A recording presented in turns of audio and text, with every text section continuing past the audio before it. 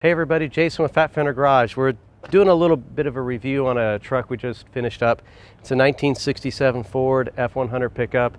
It's a long bed. It's not, we don't always work on long beds, but at the end of the day, this one's actually a pretty cool one. I think the guy might have even got it for free, maybe $1,000. And so he brought it here, dropped it off, and then we literally had to go through everything. Everything was rusted, everything was hard to get apart. I mean, everything on it was pretty much shot just from sitting for 20 years. But at the end of the day, we went through it all, and we've got it outside because we've got the guys coming to wash and detail it and clean everything up on it so we can have this thing finished up and deliver to them. We installed a new built 302 motor. It was built here in town, and we've got the all-American billet front runner system on it. We've got the Edelbrock carburetor intake on it, and we've installed pretty much everything brand new. And we have a kind of a master cylinder booster kit we bought, and it came from like a CPP version. So those guys at SoCal Speed Shop set us up with that. We've pretty much gone through everything. These are the American Racing. It's kind of a new 2019, kind of that Bonneville salt flat. These are 20s, one-piece wheel, and so the price was actually pretty reasonable. I think it was only like $350 or something like that for a set of wheels, and then we spent like $190, $200 for tires. And so we've got some nice Bridgestone dualers on here. It actually fits just right and makes the truck look really good.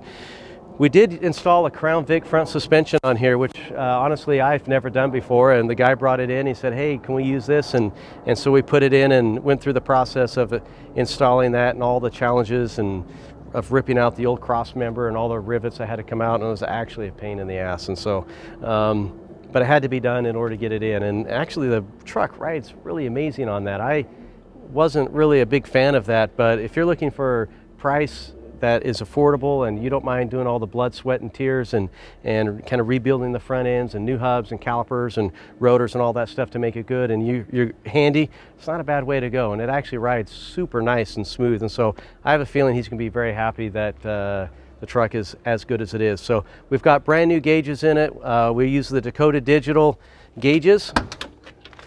And so it's the VHX version. We've got vintage air that we installed in this system. This is an I did it column, and we wanted to have kind of that vintage Ford wheel, but at the end of the day, I think you might have seen in one of our stories that with the GM splines, we didn't have the capacity to actually put a Ford wheel on it. And so we found this Impala wheel that kind of resembled the 67, and then we covered up the Impala logo and put our F100 Ford sticker on it, so it actually is a Ford steering wheel now, and it actually increased the horsepower about 25 horsepower as soon as we did that. So anyways, new carpeting, and kept pretty much everything original.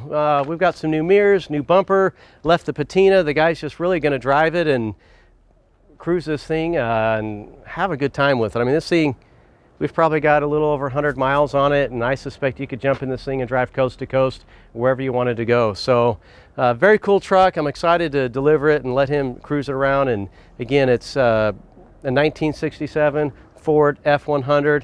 And the way you can tell the difference on those is if you don't have any side markers, it's a 67.